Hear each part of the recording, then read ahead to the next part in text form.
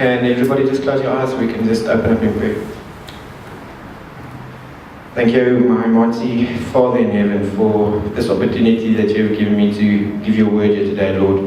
Lord, we ask you to make my words a revelation into deceptive hearts here tonight. Lord, we also want to bless the pastor and the leadership of the house for giving me this opportunity. We pray this in the mighty name of Jesus. Amen. Amen. Amen, church. You guys look better looking every time I come. Right? I think it's my eyes. God is like taking like this peel and peel, and I'm being serious. You guys, we should have like a before and after picture. Okay, I'm going off topic. Okay, so my topic was beginning and end. So why am I dressed like this today? Because Pastor said last week that we get 50% just by looking good. So I stand here in the authority of God, and the authority of God then you can't ever look back. So this was my best effort. Amen. So, Amen. okay, so I wanted to speak to you. The first week we spoke quickly about the cross, and I told you that the devil is a liar and he comes and accuses us. So just keep that in mind. And then last week I spoke about the 4 little verses, the first 2 and the last 2, beginning and the end. I don't know why until today. And so today I was like, what am I going to talk about? I've read 37 to 50 a couple of times now, and the whole story about the mar in the middle, very confusing. I'm so glad we don't live there anymore. It's like, but you don't die. I'm not sorting your wife out.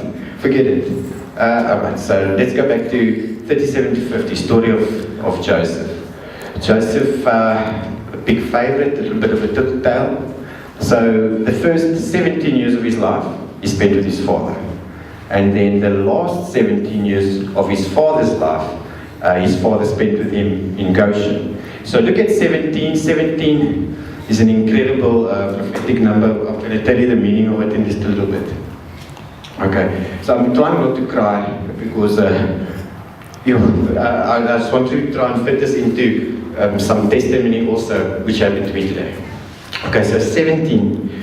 17 is the number for overcomer of the enemy. So in the beginning and in the end, God is in control. His perfect plan is in the beginning and he solves it in the end. So we the little part there in the middle. So we do our little things and stuff which he allows us, but how he brings it across is in the beginning he is perfect, and in the end he is perfect. With this little middle messy part. Okay, so that was the revelation of coming through from the beginning to the end. Just some more layers in terms of the numerology. I'm going to take this old jacket off now. Amen.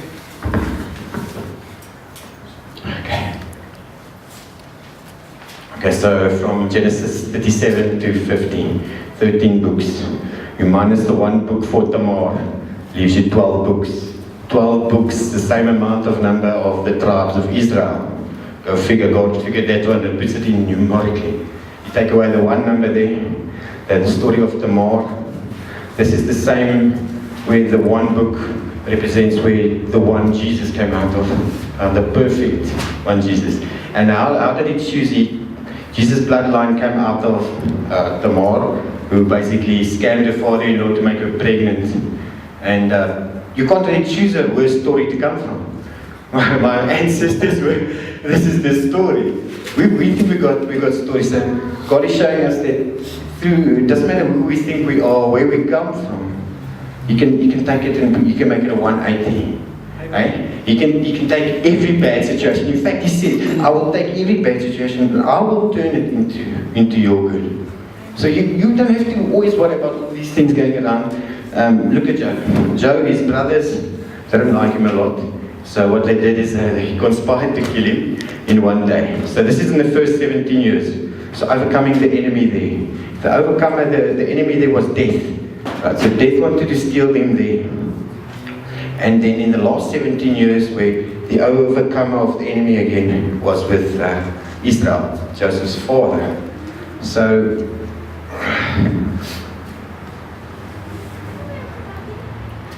when Joseph's father, Israel, spoke to, or when they left Shechem, which was going to be the promised land once again, there were 70 of them.